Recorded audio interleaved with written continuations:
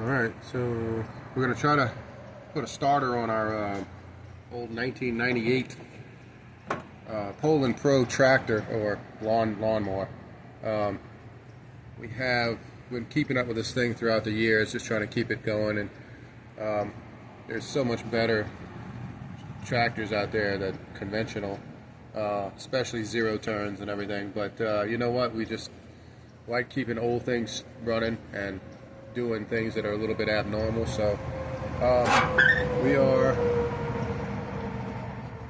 going to replace the starter on here, because our starter is the original starter, and it's on a, this is a motor that we changed out that didn't come on this tractor. This is a 20 horsepower Vanguard. I think it's the biggest of this line, so it's about 20 horsepower, and that starter is dragging.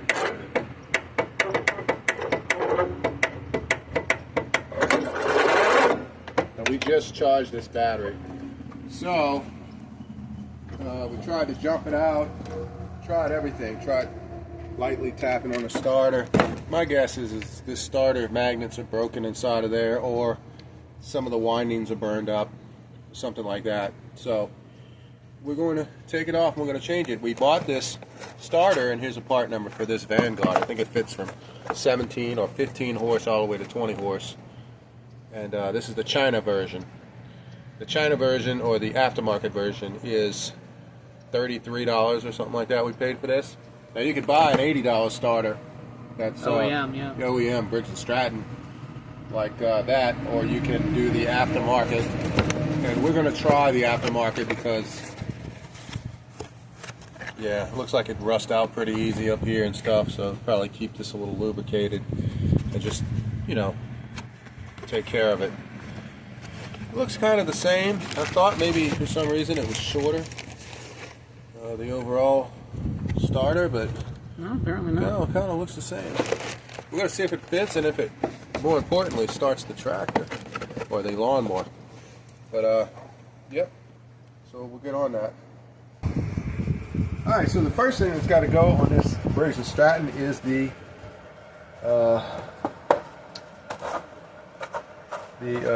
air cover, or breather box, or whatever you want to call it. So we get that off, and we obviously got to take this plastic cover off here.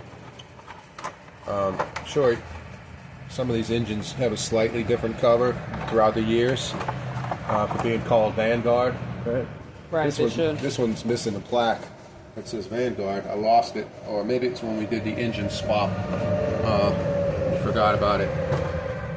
Okay, so take our old filter off. And we have, believe it or not, one tiny little flathead screw right there, which is ridiculous that you would overlook any otherwise.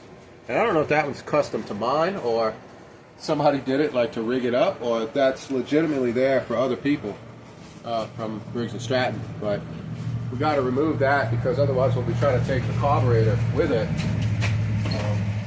Right. We have that, and then we've got 4 bolts right here. Yeah, what are those, 10 millimeter? 10 millimeter, maybe 3/8. Uh-huh. We'll tell you in a minute, right? Yeah. Right, let me get my little screwdriver ready. Yeah. It'd be crazy if this was like somebody else did this, but it looks factory almost, because look, it's slotted. See that? Yeah, it is. Almost. Okay, so this screw is loose. It's off. Put that over here in the breather cover. Take our dipstick out. No, you can leave that in. Yeah? Look, see, it's cut out big enough to go around okay. it. Yep, leave that breather in. I mean, that cover, that dipstick in. Okay, so 3/8 or 10 millimeter, I gotta figure it out.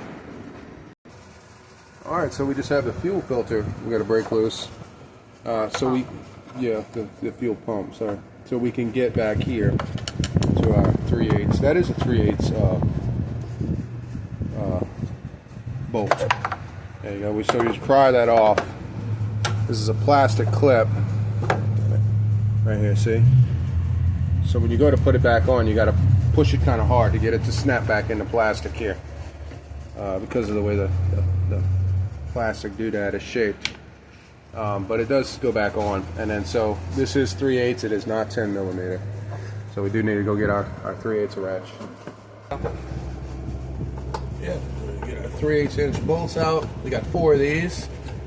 Two here in the front and 2 in the back, 2 in the rear. All right, they look like that. And we'll get this off and we'll come back. All right, so we got the 4 bolts out, and we got that 1 retainer screw out that's attached to the intake. And we're gonna pull the cover up. All right, yeah, it comes up. That's everything. All right. Okay. And so this aluminum shield kind of displaces itself, the sheet metal shield. So imagine these little fingers right here. Grab in on them. Yeah, they grab in on the plastic. Yeah. So when you put it back together, it's obviously something you need to watch out for. Your fingers go. Like, looks like two before, 1 after kind of deal. Yeah. And then another one after here. So, all right. So, what does it take to remove the starter? Oh, here we go. It looks like it can be done with the Torx, or 1/2 inch? I don't know. Is that standard? Let's take a look. Let's see. So it looks like you're going to need a 1/2 inch socket and/or a wrench, or I'm sorry, maybe both. Socket to get in here because you can't wrench that. It's inside. This looks like a 1/2 inch. All right, got that loose, and then you got another bolt in here. You're going to need a wrench for because you can't get the socket around unless you have a good swivel. Low profile socket. Yeah. So it's probably better off just using at least a metric, but Try 13 millimeter. Yeah, I could. 1/2 inches, 13. It's close enough. Those are about the only ones that fit good. 13 and 1/2 inch. The closest metric and standard size I know. Yeah, even that's loose. Look. Yeah. All right. Well, got it loose there. All right. So we'll undo those bolts. We got to get this off here. Remember, our starter's hooked up, so we got to watch out for grounding this out. If we touch this, the key isn't on though, so we shouldn't have any juice to it. All right. All right. Good enough. We got that. What size was that? 11 millimeter. Yeah, it'd be 10 millimeter. 10 millimeter fits this. These goofy wrenches we got right here, they try to accommodate multiple sizes, and the ending result is they don't fit any one size very good. That's the problem with multi-size wrenches.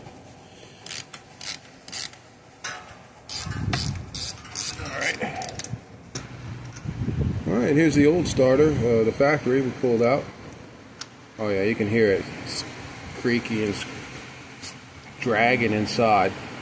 I'm guessing it's probably the magnets. They heated up and they fell down, possibly even some are broken and really dragging.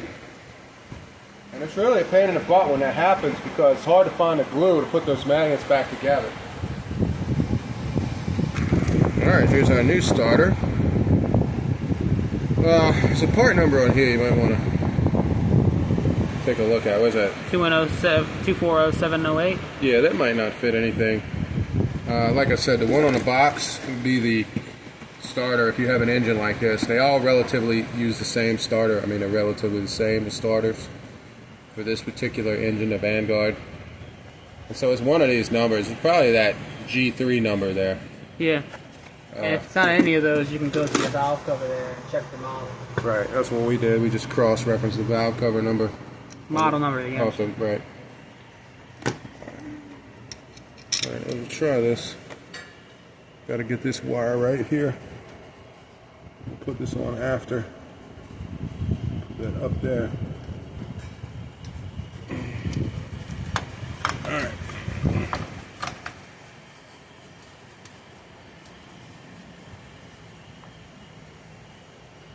Alright, got that started. We'll put this ground wire on and we'll come back after we get this on tight. Alright, that's pretty tight. We got the starter on, we got the wire on, power supply. and we'll have to try it. Let's see. Hey. Hey, that's not too bad. I guess maybe this battery we need to look at. It's a couple years old. It's possible that our battery's not as good as it should be. That thing's turning. But it's turning. The other one wouldn't even turn it over. Yeah. It's dragging and making noise. Hey,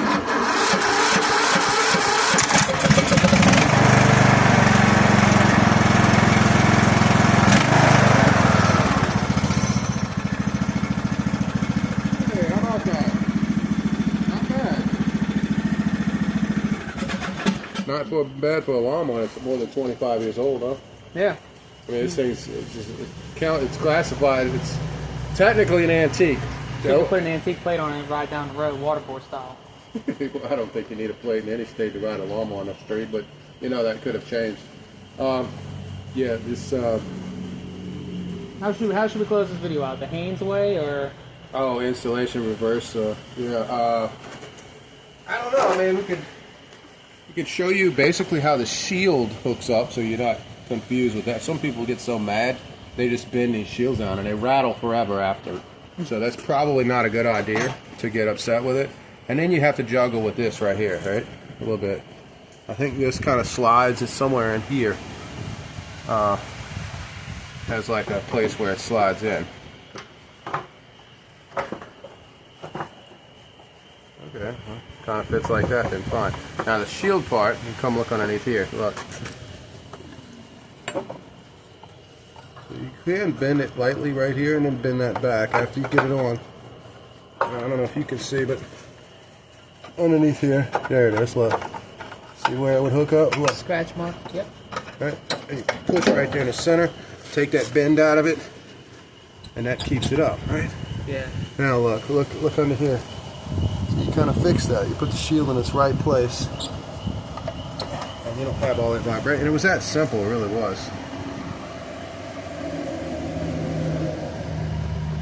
Alright, all we really got to do now is put our bolts back in, our 4 bolts, and then that little set screw over on the other side, that little screw. And then that's it. I mean, press the fuel, the pump back on. and that's all you really got. That's it. Yeah. Okay. So that's how you replace the starter on a Vanguard. A Vanguard engine, basically. Yeah. And if it's a side shaft, well, you know, it's probably self-explanatory, but it works. And really, I guess this is kind of a review of the Chinese starter. It works. The aftermarket starter, whatever you want to call it. So far, the $30-something starter on eBay works. Yeah, if it doesn't, whenever it doesn't, we'll just leave a comment. In the comments, I'll make a new video about, you know, how this thing belongs in the junkyard, you know. Yeah. How the parts aren't worth it, you know. All right. Thank y'all for watching.